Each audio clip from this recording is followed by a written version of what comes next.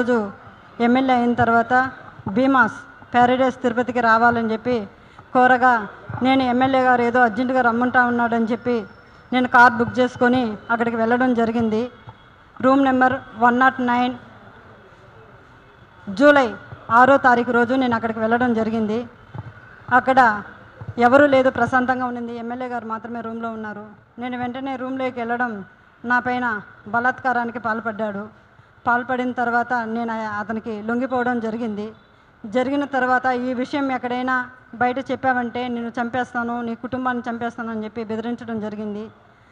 అందువల్ల నేను ఎవరికి చెప్పుకోకుండా నేను సైలెంట్గా ఉండిపోయాను. మళ్ళీ ఇంకొకసారి ఫోన్ చేసి నువ్వు కానీ రాలేదంటే నేను మళ్ళీ నీ కుటుంబాన్ని, నీ భర్తని చంపేస్తానని చెప్పి నన్ను బెదిరించడం జరిగింది. బెదిరించడం ద్వారా నేను మళ్ళీ అక్కడికి భీమాస్ ప్యారడైస్కి వెళ్ళడం జరిగింది.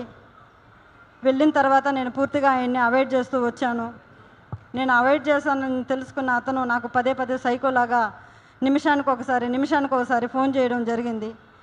అది గుర్తించిన నా భర్త, ఎమ్మెల్యే నీకు ఎందుకైతే ఇన్నిసార్లు కాల్ చేస్తున్నాడని చెప్పి నా మొబైల్ ఇంచేసి నన్ను కొట్టడం, నన్ను బెదిరించడం చాలా చేశాడు. చేసిన తర్వాత నేను ఆ బాధను భరించలేకుండా నాకు జరిగిన బాధని నేను ఆయనతో వివరించడం జరిగింది. వివరించినప్పుడు నా భర్త ఇలానే నీకే జరిగిందా, చాలామందికి జరిగిందా అన్నప్పుడు చాలా మహిళలు, గవర్నమెంట్ ఎంప్లాయీస్ కూడా ఉన్నారు ఇందులో, మహిళలు చాలామంది బలైపోతున్నారు చెప్పాను. నేను చెప్పినప్పుడు ఆయన సూచించాడు నన్ను, ఈ చాలామంది మహిళల్ని కాపాడుకొని మనం బ్రతకాలి, మనం కాపాడుకోవాలని చెప్పి ఆయన నాకు ఒక పెన్ కెమెరాని అరేంజ్ చేసి ఇవ్వడం జరిగింది. జరిగిన తర్వాత ఆగస్టు 10వ తారీఖు భీమాస్ ప్యారడైస్కు 1:30 వెళ్ళడం జరిగింది. అక్కడ జరిగిన కామ క్రీడలను నేను రికార్డ్ చేసుకొని తీసుకొచ్చి నా భర్తకి ఇవ్వడం జరిగింది. అటు తర్వాత నేను మంగళగిరి పార్టీ ఆఫీస్ గారికి, పెద్దబాబు గారికి, చిన్నబాబు గారికి ఇద్దరికి నేను తెలియజేయడం జరిగింది. వాళ్ళ ద్వారా మాకు పిలుపు వస్తుందని ఇన్ని రోజులు వెయిట్ చేశాము.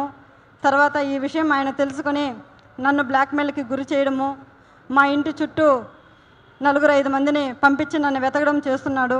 నాకు ప్రాణహాని ఉంది, ప్రాణ భయంతో నేను ఇక్కడికి రావడం జరిగింది.